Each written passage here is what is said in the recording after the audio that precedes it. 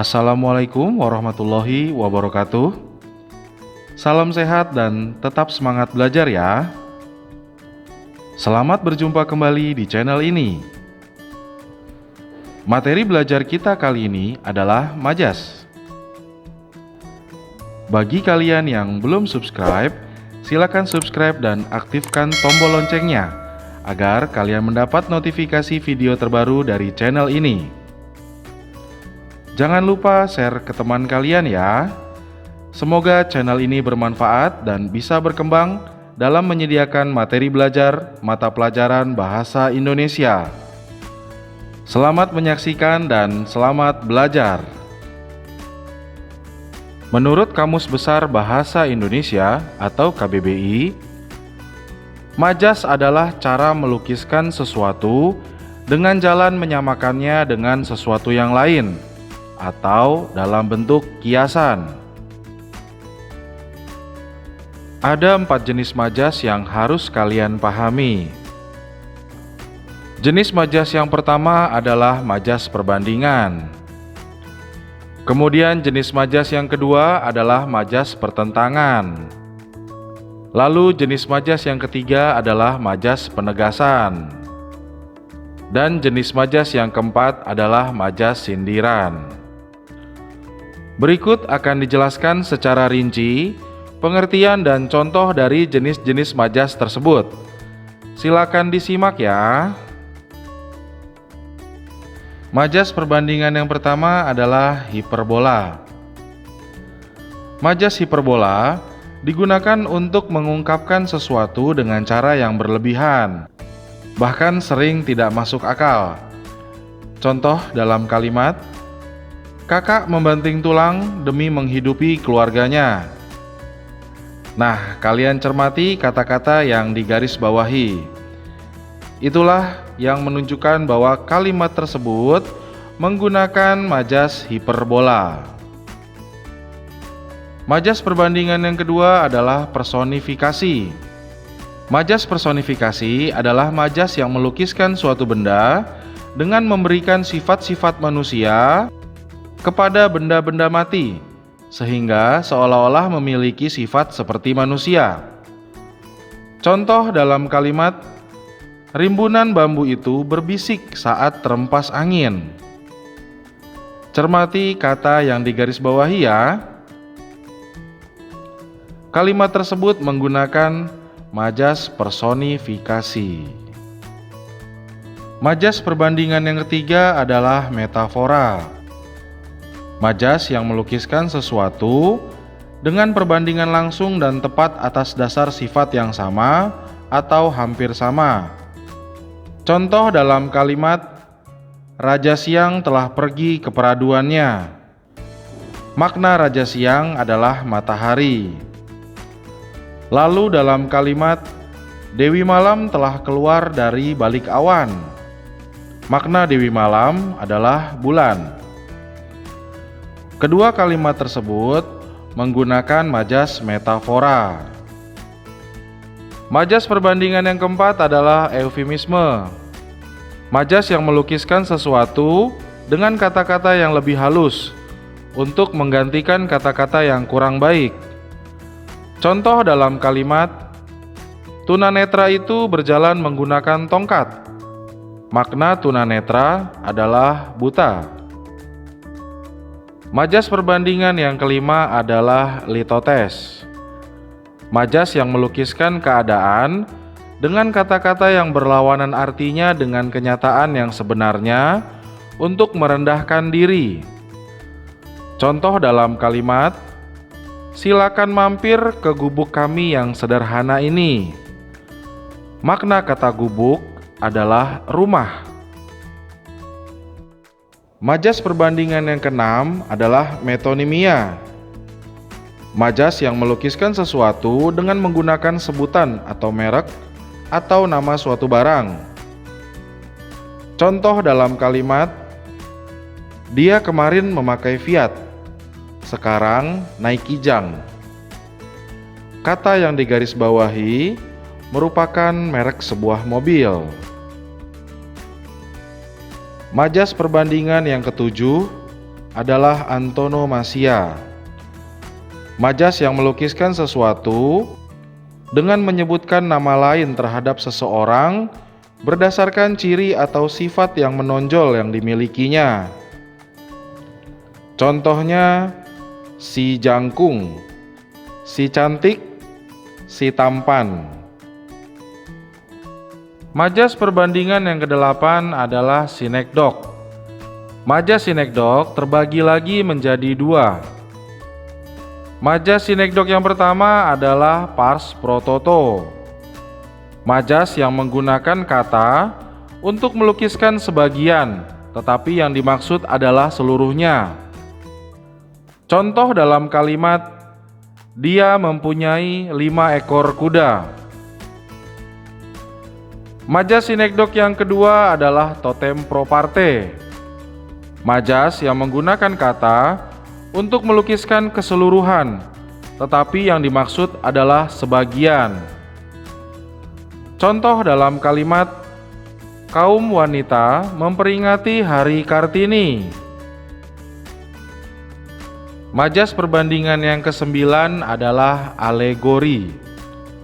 Majas yang memperlihatkan suatu perbandingan utuh, dan perbandingan tersebut membentuk kesatuan yang menyeluruh. Contoh dalam kalimat, hidup ini diperbandingkan ibarat perahu yang tengah berlayar di lautan menuju tanah seberang. Penjelasan dari kalimat tersebut, suami sebagai nakoda, istri sebagai jurumudi, topan, gelombang, batu karang sebagai cobaan atau halangan atau rintangan dalam kehidupan, dan tanah seberang sebagai cita-cita hidup. Majas perbandingan yang ke-10 adalah simbolik. Majas yang melukiskan sesuatu dengan membandingkan benda-benda lain sebagai simbol atau lambang. Contoh dalam kalimat, dari dulu tetap saja dia menjadi lintah darat. Lintah darat bermakna pemeras, pemakan riba. Majas perbandingan yang ke-11 adalah alusio. Majas perbandingan dengan menggunakan ungkapan atau peribahasa atau kata-kata yang artinya diketahui secara umum. Contoh dalam kalimat, dia itu tong kosong nyaring bunyinya. Majas perbandingan ke-12 adalah asosiasi. Majas yang membandingkan sesuatu dengan keadaan lain karena adanya persamaan sifat, biasanya dengan menambahkan konjungsi bagai, bagaikan, bak, atau seperti. Contoh dalam kalimat, wajahnya muram bagai bulan kesiangan. Majas perbandingan ke-13 adalah perifrasis. Majas yang melukiskan sesuatu dengan menguraikan sebuah kata menjadi serangkaian kata yang mengandung arti yang sama dengan kata yang digantikan itu. Contoh dalam kalimat, petang barulah dia pulang. Cermati kata yang digarisbawahi, yaitu kata petang. Kata petang dijelaskan menjadi ketika matahari hilang di balik gunung, barulah dia pulang. Majas perbandingan ke-14 adalah tropen. Majas yang melukiskan sesuatu dengan membandingkan suatu pekerjaan atau perbuatan dengan kata-kata lain yang mengandung pengertian yang sejalan dan sejajar. Contoh dalam kalimat, setiap malam ia menjual suaranya untuk menafkahi keluarganya. Sekarang masuk ke penjelasan jenis majas yang kedua, yaitu majas pertentangan. Nah, majas pertentangan yang pertama adalah antitesis. Majas yang melukiskan sesuatu dengan menggunakan kepaduan kata yang berlawanan arti atau berantonim.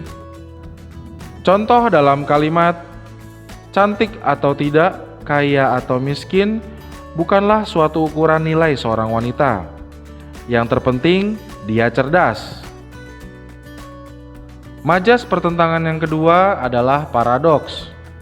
Majas yang biasanya membandingkan situasi sebenarnya dengan situasi sebaliknya yang saling bertentangan. Contoh dalam kalimat, di tengah keramaian itu, aku merasa kesepian. Majas pertentangan yang ketiga adalah okupasi. Majas yang melukiskan sesuatu dengan bantahan, tetapi kemudian diberi penjelasan atau diakhiri dengan kesimpulan. Contohnya, merokok itu merusak kesehatan, tetapi perokok tidak dapat menghentikan kebiasaannya. Maka muncul ide untuk memunculkan dampak kesehatan karena merokok di semua bungkus rokok. Majas pertentangan yang keempat adalah kontradiksi interminus. Majas yang digunakan untuk menyangkal pernyataan yang disebutkan sebelumnya. Biasanya, penggunaan majas ini disertai dengan konjungsi seperti hanya saja atau kecuali. Contoh dalam kalimat, semua siswa di kelas ini hadir, kecuali Usman yang sedang ikut jambore. Kita masuk pada penjelasan jenis majas yang ketiga, yaitu majas penegasan. Majas penegasan yang pertama adalah pleonasme.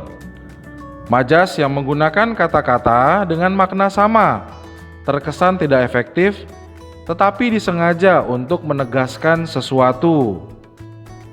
Contoh dalam kalimat, salju putih sudah mulai turun ke bawah. Majas penegasan yang kedua adalah repetisi. Majas yang melukiskan sesuatu dengan mengulang kata-kata dalam suatu kalimat. Contoh dalam kalimat, kita junjung dia sebagai pemimpin, kita junjung dia sebagai pelindung, kita junjung dia sebagai pembebas kita.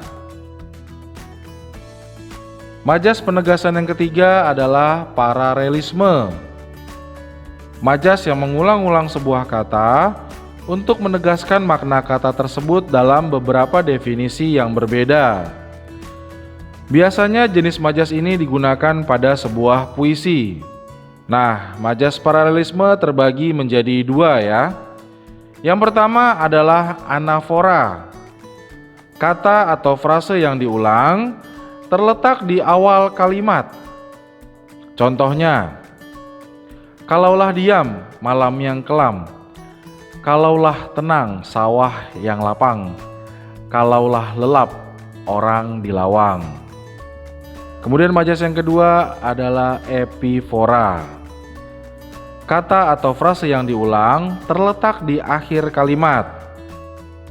Contohnya, kalau kau mau, aku akan datang. Jika kau kehendaki, aku akan datang. Bila kau minta, aku akan datang. Majas penegasan yang keempat adalah tautologi.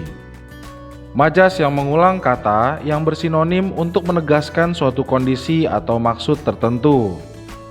Contoh dalam kalimat, saya was-was dan cemas kepadanya. Majas penegasan yang kelima adalah simetri. Majas yang melukiskan suatu dengan menggunakan satu kata, kelompok kata, atau kalimat yang diikuti oleh kata, kelompok kata, atau kalimat yang seimbang artinya dengan yang pertama. Contoh dalam kalimat, dia berjalan cepat dan tergesa-gesa, seperti dikejar orang gila. Jadi kalimat pertama dan kalimat kedua memiliki arti yang sama atau seimbang. Majas penegasan yang keenam adalah enumerasi. Majas yang melukiskan beberapa peristiwa membentuk satu kesatuan yang dituliskan satu persatu agar tiap-tiap peristiwa dalam keseluruhan tampak jelas. Contoh dalam kalimat angin berembus, laut tenang, dan bulan memancar lagi. Majas penegasan yang ketujuh adalah klimaks. Majas yang menyatakan beberapa hal berturut-turut dengan menggunakan urutan kata-kata yang tingkatannya semakin lama semakin tinggi pengertiannya. Contoh dalam kalimat menyemi benih, tumbuh hingga menuainya, aku sendiri yang mengerjakannya. Cermati kata-kata yang digarisbawahi ya. Majas penegasan yang kedelapan adalah anti klimaks. Majas yang menyatakan beberapa hal berturut-turut dengan menggunakan urutan kata-kata yang semakin lama semakin melemah atau menurun pengertiannya. Contoh dalam kalimat jangankan 1000, 100, serupiah pun aku tak ada. Cermati kata-kata yang digaris bawah ya. Majas penegasan yang kesembilan adalah retorik.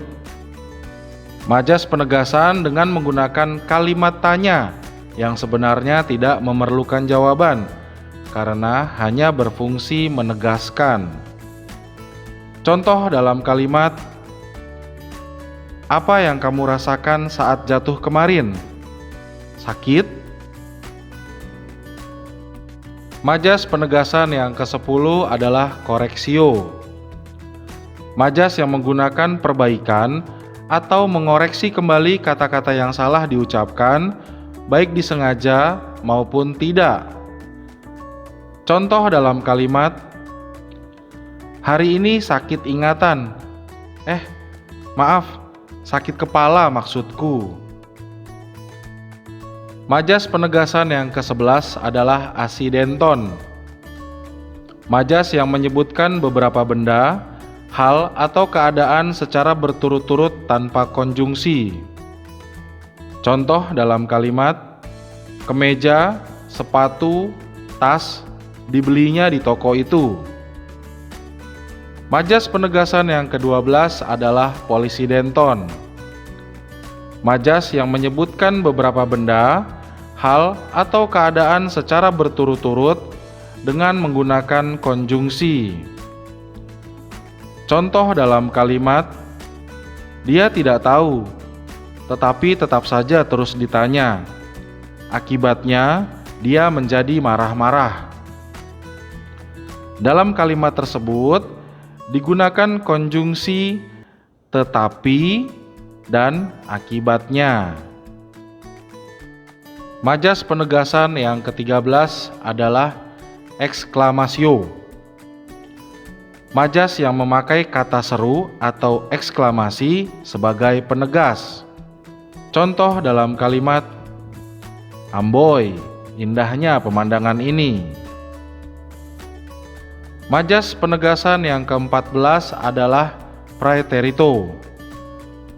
Majas yang melukiskan sesuatu dengan menyembunyikan atau merahasiakan sesuatu dan pembaca harus menerka apa yang disembunyikan itu.